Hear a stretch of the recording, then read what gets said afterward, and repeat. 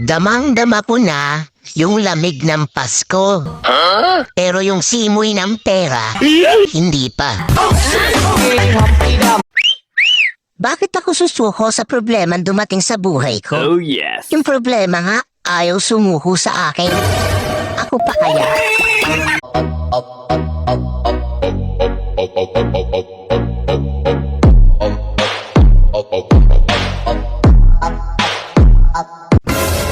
Masarap pa ring mabuhay kahit maraming problema.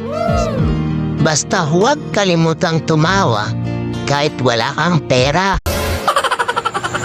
Ganito lang tong mukha ko. Pero pinag-aagawan to ng lamok.